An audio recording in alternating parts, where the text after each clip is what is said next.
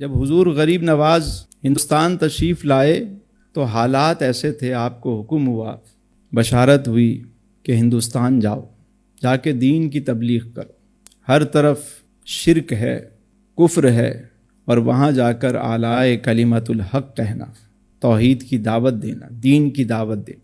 اور غریب نواز جب وہاں پہنچے تو تنہا ہے، کوئی لشکر لے کر نہیں آئے، کہاں سے سفر کرتے کرتے کرتے کرتے ہندوستان میں اجمیر کے مقام پہ پہنچے، اور وہیں جا کر آپ نے ایک جگہ اپنی چھوٹی سی کٹیا بنائی، جھوپڑی بنائی، وہیں پہ بیٹھ گئے، دین کی تبلیغ کا آغاز کیا۔ لوگ تو وہاں راجپوت رہتے تھے، راجستھان کا علاقہ۔ شروع میں تو بہت زیادہ سختیاں کی گئیں۔ پہلے تو وہ سمجھے کہ کوئی جوگی ہے، کوئی سادھو ہے، کوئی ہمارا ہی ہے، کوئی بیٹھا ہوا ہے یہاں پہ۔ لیکن بعد میں پتہ چلا یہ تو مسلمان ہے اور دین کی تبلیغ کر رہا ہے بیٹھ کے۔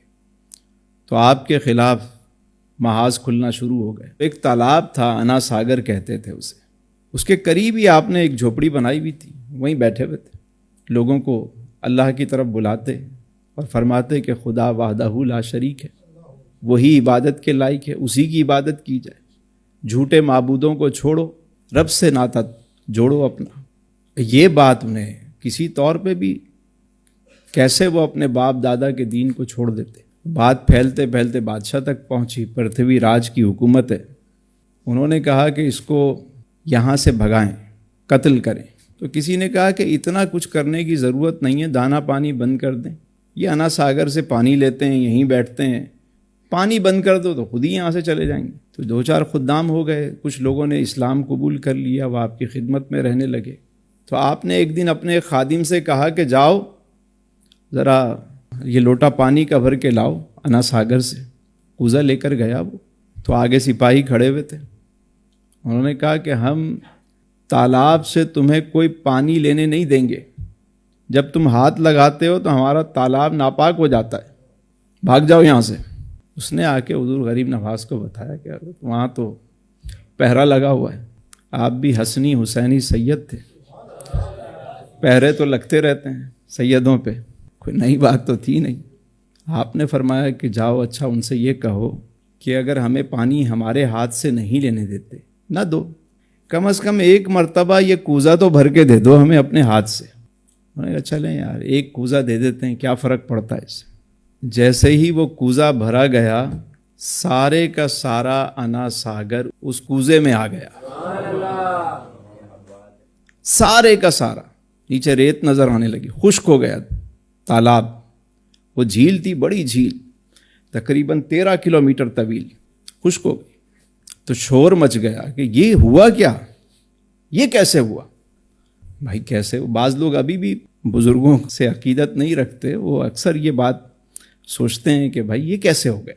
اس طرح کا کبھی کوئی بات کی جائے، کوئی بیان کیا جائے تو بڑے اعتراضات شروع ہو جاتے ہیں۔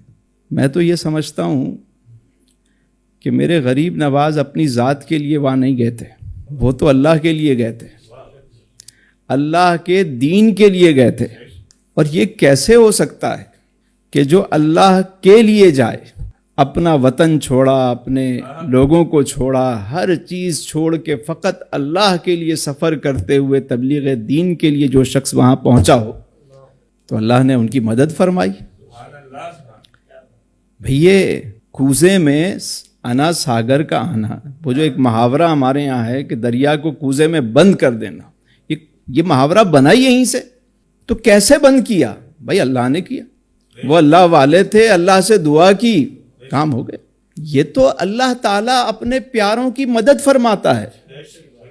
حدیث میں ہے کہ جب بندہ اپنے رب کا قرب پا لیتا ہے تو پھر زبان اس کی ہوتی ہے، بولنا خدا کا ہوتا ہے، نگاہ اس کی ہوتی ہے، دیکھنا خدا کا ہوتا ہے۔ تو حدیث کے الفاظ ہیں۔ تو میرے رب نے کیا، جب رب کے لیے انہوں نے سب کچھ کیا تو پھر رب نے دکھایا کہ تم میرے بندے پہ پانی بند کرتے ہو، دیکھو اب تو کب کبھی تاری ہو گئی، ہلچل مچ گئی، بھاگے وہ سارے۔ بادشاہ کو یہ خبر ملی تو بادشاہ نے کہا کہ بھائی کچھ کرو۔ میں نے کہا بھائی ہم کیا کریں، ہم تو کچھ نہیں کر سکتے، پانی ہم نے روکا، ایک کوزے میں سارا پانی اب کیسے واپس آئے؟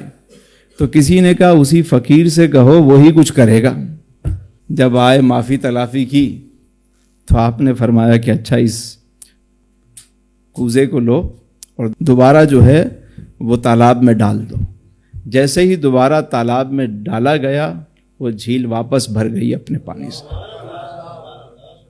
تو یہ ہے وہ کہ بندہ جب اللہ کا ہو جاتا ہے پھر اللہ ایسا ہی کرم فرماتا ہے. یہ میرے غریب نواز کی کرامت ہے. اور کرامت ہوتی وہ یہ جو عقل میں نہ آئے.